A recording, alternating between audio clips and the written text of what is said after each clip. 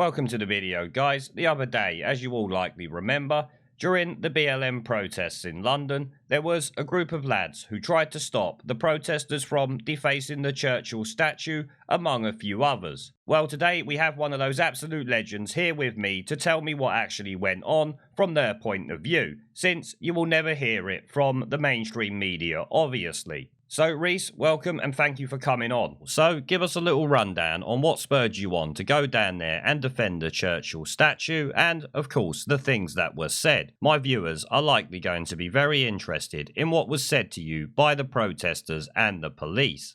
Yeah, so obviously, like I said to you initially, we were a group that we formed on Facebook, Veterans vs Vandalism, and it was a group of us who are obviously all ex-members of the armed forces who have seen the vandalism and the desecration of various memorials across the UK, but mainly London.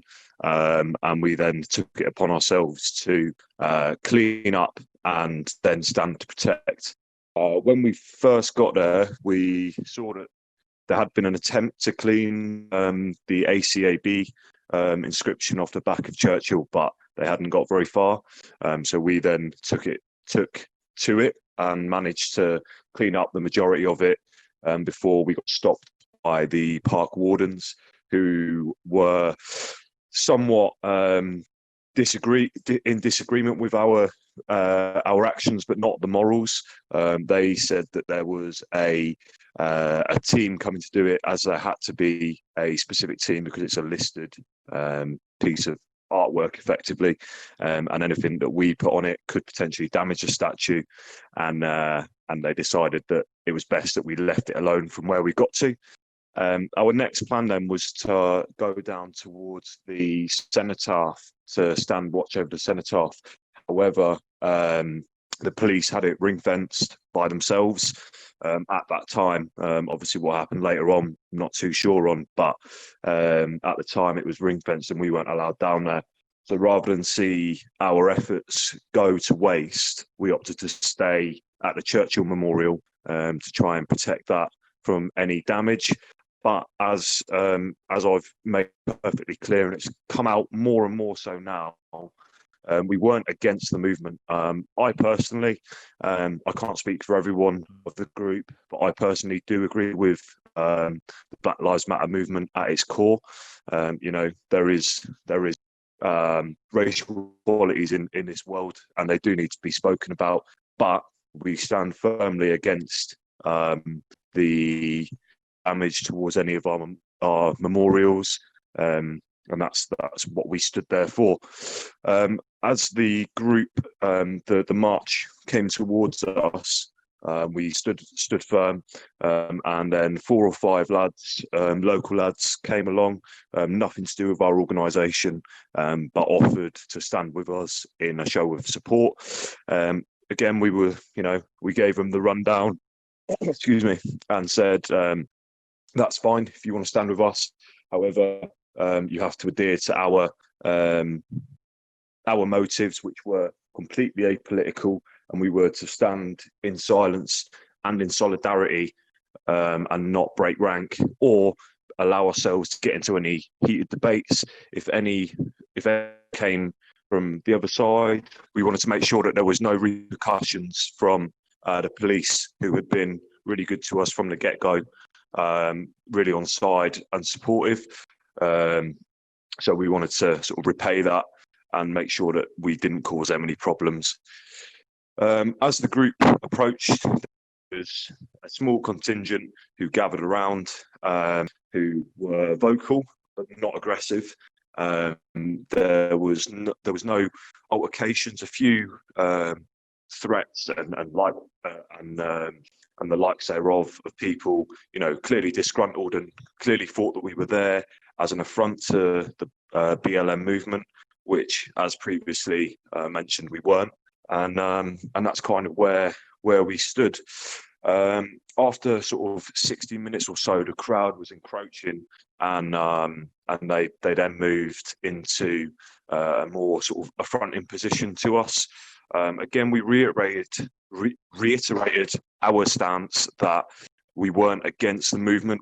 Again, many of us stood for the movement, including a couple of our members who had marched down from the embassy to join us after we'd finished the cleanup and then to stand guard over the monuments. So we were there in support of. So that's the main thing that needs to be taken away. And all we were there for was to prevent the small minority from defacing the statue. As things got more and more heated, there was people of the other group that joined in with us. Two of those individuals were spat at. I believe that's what I was told. I don't know that for a fact. I didn't see that. And then finally, the third assault was physical assault on one of our members who was pulled from the statue and then given a punch to the back of the head. Nothing was escalated from our side, and he spoke to the guy who'd done it, and then just said, "Look, we're not here for that." Explained his position, and again, it went back to a peaceful resolve. And as the police had advised us, it was a flashpoint. We had a conference with each other and just said, "Look, this is now beyond the point at which we're willing to risk others for." Because although you can't see it in any of the videos, we did have a woman and a child who had joined our cause, and we didn't want to put them in harm's way. So we did opt to move out of the area. We weren't forced out by the police as some are suggesting, and that's kind of where we stood on it. Not to take anything away, where the concern is for us is that the absolute minority of people were the problem. There was so many people. Like, I personally had a conversation with between maybe 8 and 12 people. By far the majority, as soon as they understood why we were there and that we were in support of the core element of Black Lives Matter and being, anti-racist organisation, apolitical as well. We're not aligned, as some have been saying, with the likes of the EDL or Britain First or any of those groups. Another thing that's been branded around is it was Millwall fans. The Millwall fans were there, and they were great lads, very vocal, very passionate, very not what we were aligned with. They were there when we were cleaning the statues initially, but when the movement was moving towards Parliament Square, the police did ask them to move away to prevent any altercations.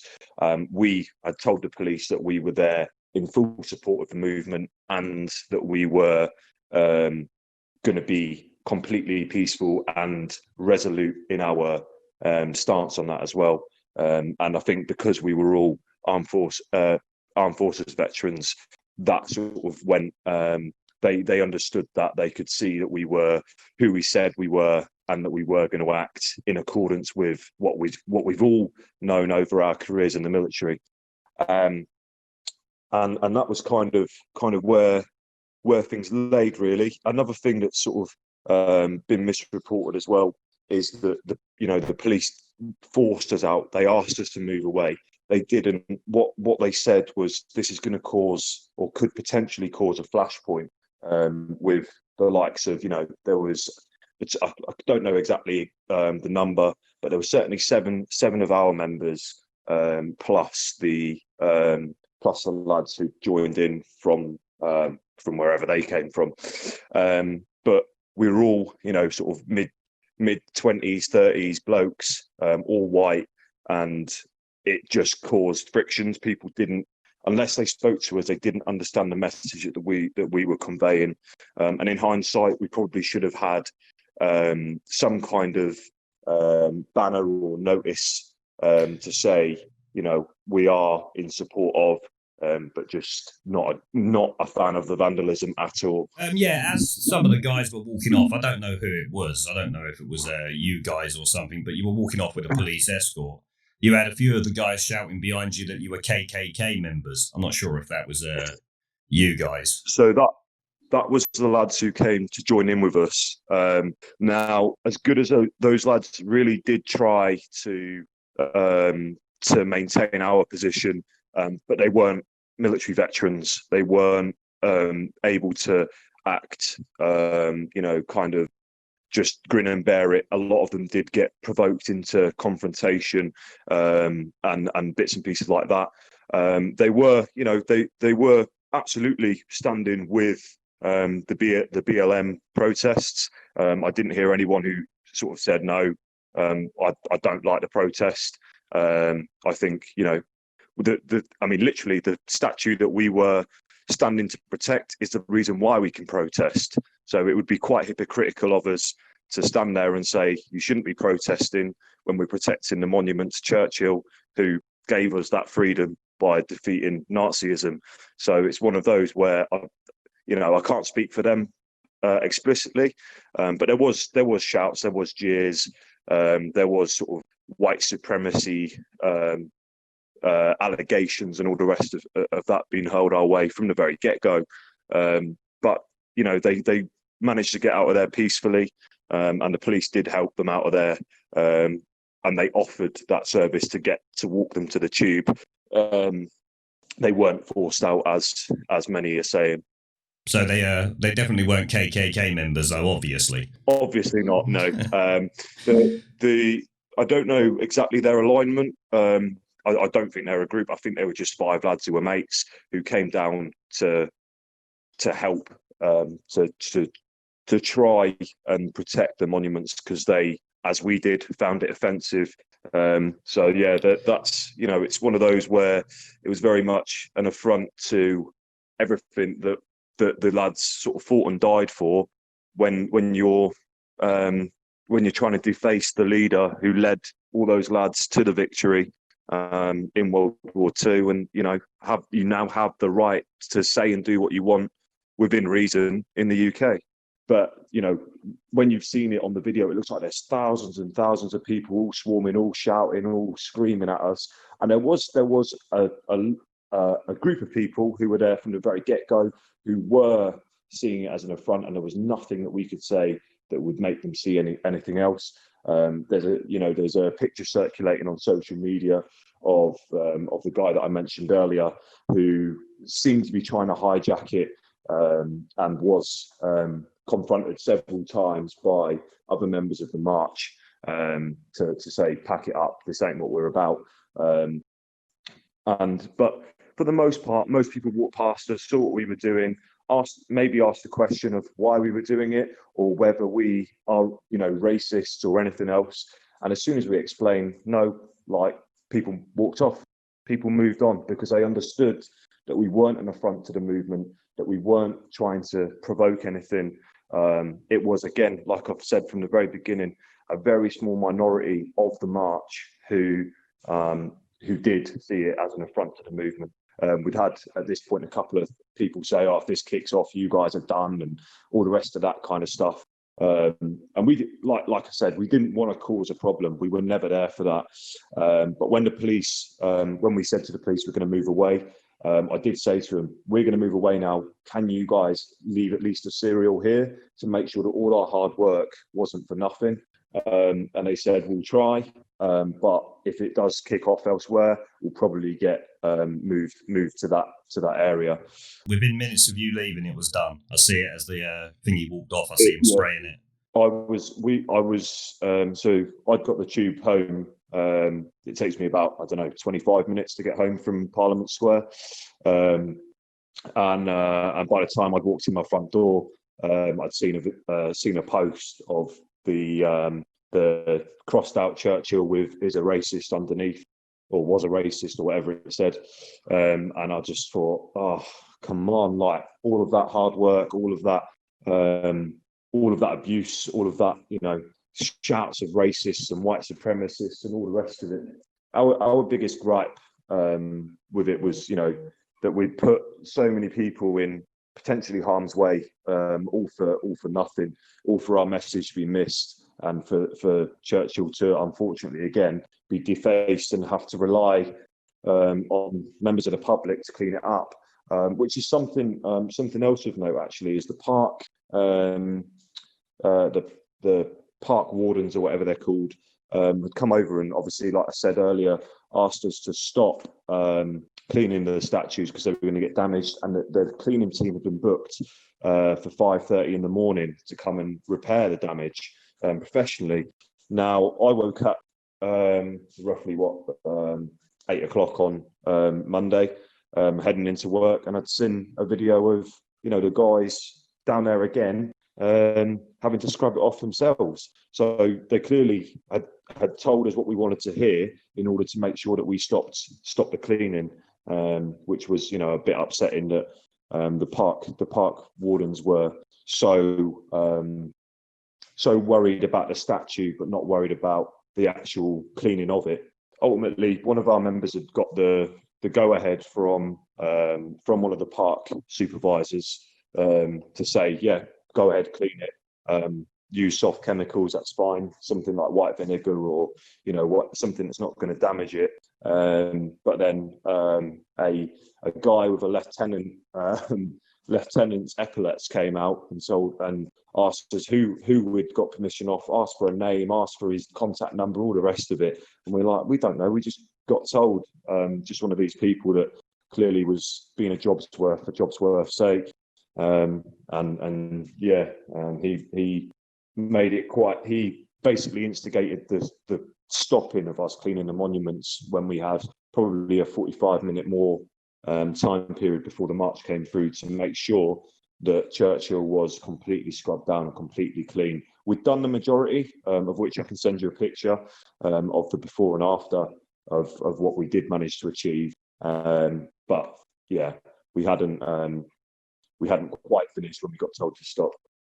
When we were offered various placards and other bits and pieces from the movement of those that understood our position, we gladly put them down around the Churchill monument, which you can see in a couple of the videos. But obviously the ones where it's just at sort of knee height upwards, you can't see them at all.